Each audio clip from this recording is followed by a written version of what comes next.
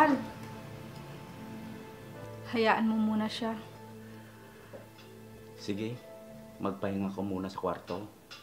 Baka mapano si baby. Tama po ba yung narinig ko? Buntis kayo, ma?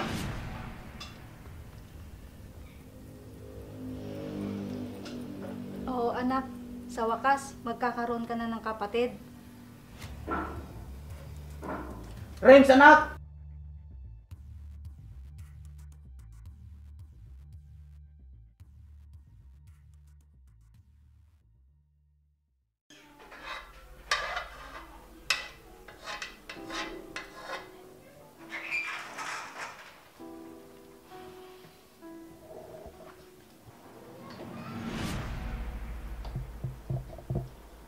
Ma! Ma!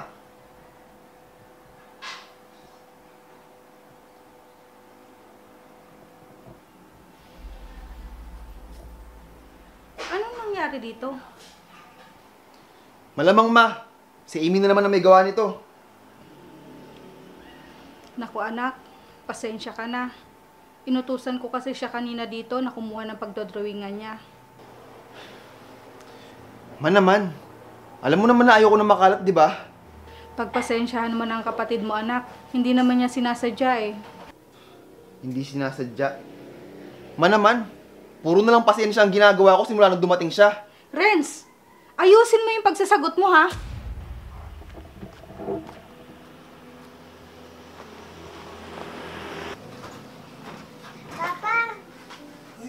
Ikaw, bibigat naman. Deka.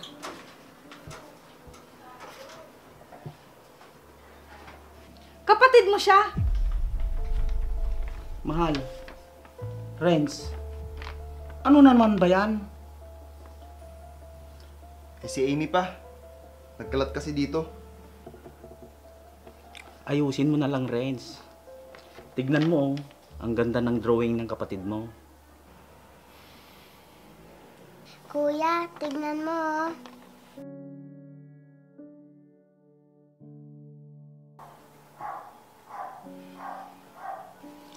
Wow anak, patingin nga. Ang galing naman mag-drawing ng anak ko. Halika sa sala at bibihisan kita.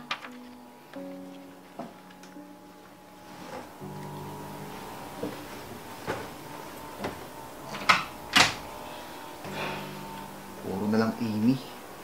Amy.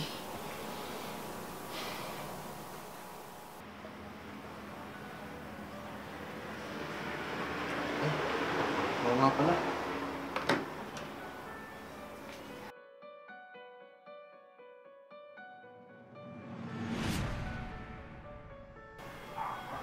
Naku, lagot ako kay kuya.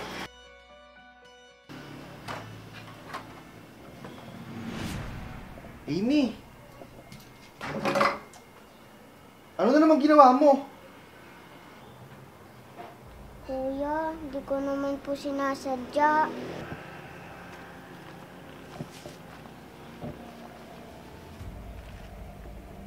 Lagi na lang hindi sinasadya. Ang kulit-kulit mo kasi. Sorry po talaga kuya, di ko po sinasadya. Ano ba yan?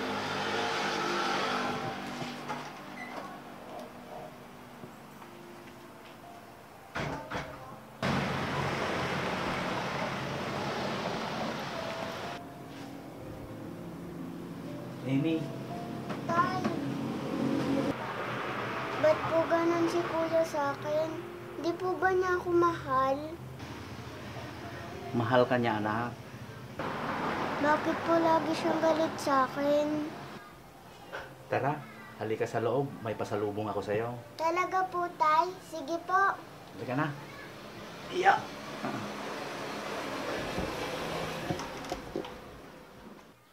Sayang yung tira ko kanina. Pasok na sana, sumablay pa eh.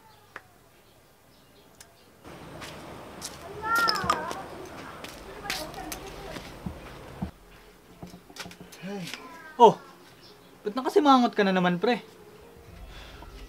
Eh paano? Yung kapatid ko. Natapunan ng soft drinks yung cellphone ko. Nako, pre. Pinatulan mo naman. Eh, bata yun eh. Ewan ko ba, pre? Simula na dumating si Amy sa amin, nagkaroon na ako ng kahati sa atensyon ng mga magulang ko. Bakit mo naman nasabi yan, pre? Si Amy na lang lagi ang bida sa kanila. Dati, isang sabi ko lang na gusto ko, binibigay nila agad. Pero nung dumating si Amy, parating na lang nasusunod ang gusto niya. Hanggang sa nakalimutan na nila ako. Nako, pre. Huwag ganyan. Kapatid mo pa rin si Amy. Ah, basta. Maiba ako, pre. May basketball sa kabilang barangay ah. Sa susunod na araw, kulang kami ng player. Baka gusto mo. Talaga, pre? Sige, pupunta ako. Sige, pre. Mauna na ako. Saan kita bukas ah. Sige. Pabili po. Yan, pre. Yan, tap lang, push lang dyan. Baba ka agad.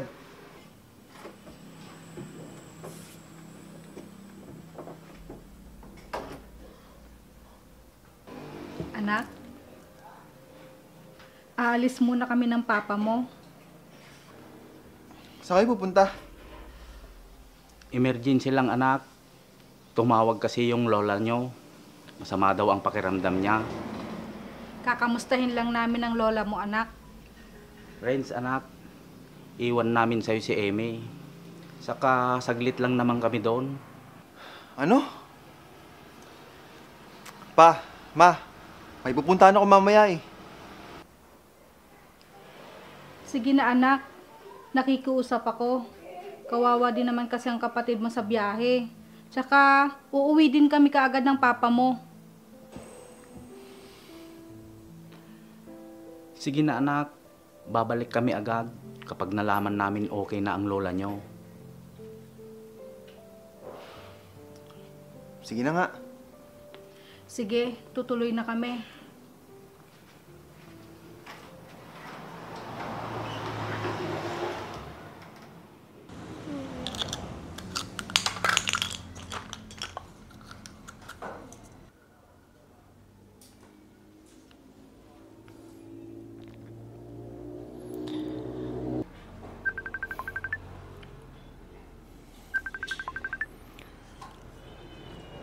Leo, pre.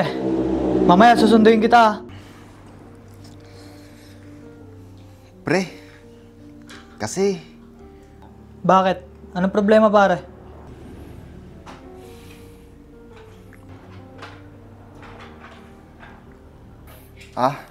wala naman. Sige, mamaya na lang. Saglit lang naman tayo dun, di ba? Oo, pare. Mga 1 oras lang naman tayo maglalaro doon. Sige, sige.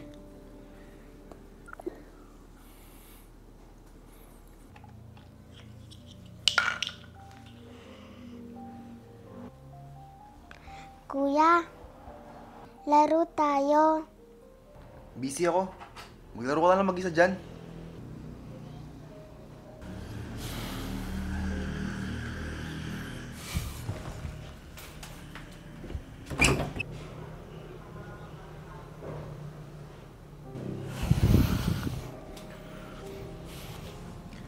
Amy, dito ka lang ah.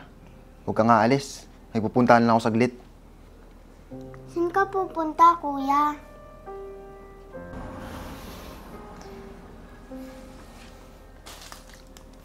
Oh, ito, tinapay. Huwag kang lalabas ah. Kuya, saan ka ba talaga pupunta? Basta, saglit lang ako. Dito ka lang. Kuya, sige na, sama ako.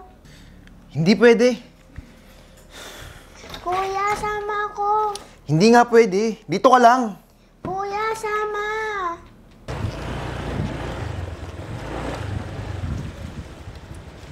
Pre! Friends! Dito ka lang. Kuya, sama ako. Hindi nga pwede. Dito ka lang. Friends, tara na! Sandali lang, pre. Iyarid ko lang sa loob ng kapatid ko. Sige, hintayin kita dito. Tara na, Amy. Dito ka lang, ah. Parating na sila mama at papa. Kuya! Kuya! Tara na, Renz!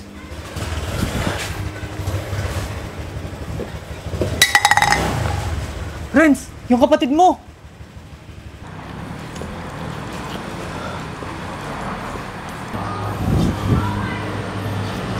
Renz? Ma, Pa, Anak, okay ka lang ba? Renz, ano bang totoong nangyari? Ma.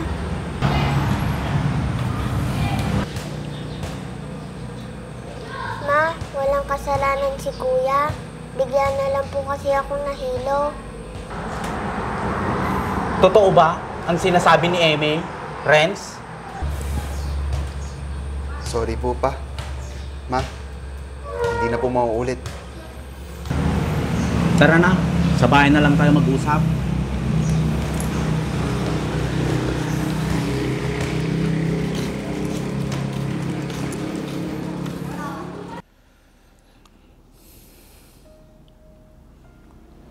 Anak, matanong nga kita.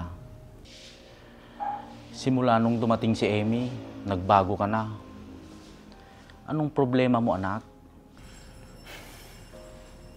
Pa, sorry po. Kasalanan ko kung bakit nawalan ng malay si Amy. Ang importante, anak, ligtas ang kapatid mo. Nakikita ko sa'yo na hindi ka malapit sa kapatid mo. Mahal namin kayong dalawa ng mama mo, anak. Huwag mong isipin na may kahati ka sa amin ng mama mo. Pantay ang pagmamahal namin sa inyo ng kapatid mo, anak. Bata pa kasi si Amy, kaya kailangan niya ng atensyon. Pero hindi ibig sabihin nun, binabaliwala ka na namin.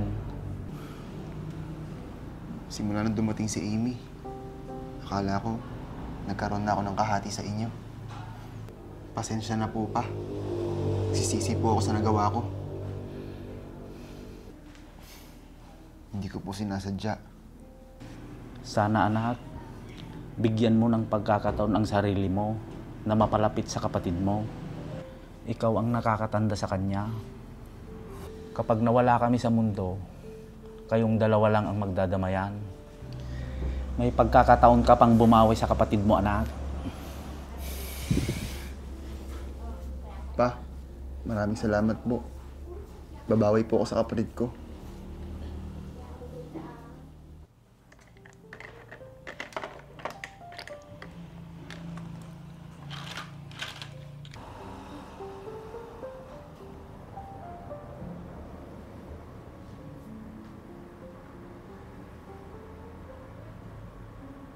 Sana, anak, bigyan mo ng pagkakataon ng sarili mong ilapit ang loob mo sa kapatid mo.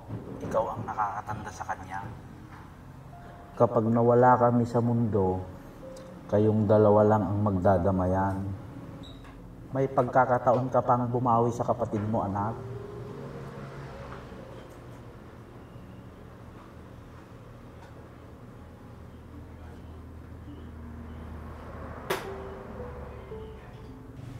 Mali na ginawa kitang kahati sa lahat ng bagay. Lalo na sa pagmamahal nila Mama at Papa. Babawi ako sa'yo, Amy. Andito lagi si Kuya para sa'yo.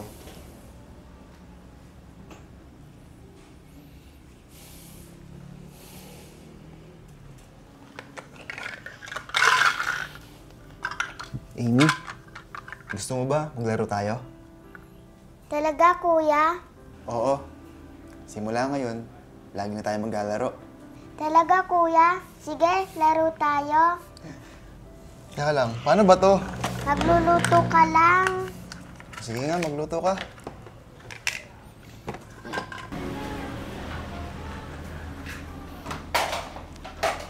Mabuti naman mahal at malapit na sa isa't isang mga anak natin. Oo nga, mahal. Masaya akong makita silang naglalaro sa kabila ng malaking agwat nila. Halika mahal at lapitan na natin sila. Tara. Mga anak, ano yung nilalaro nyo? Pwede ba kaming sumali ng mama nyo? Sige po.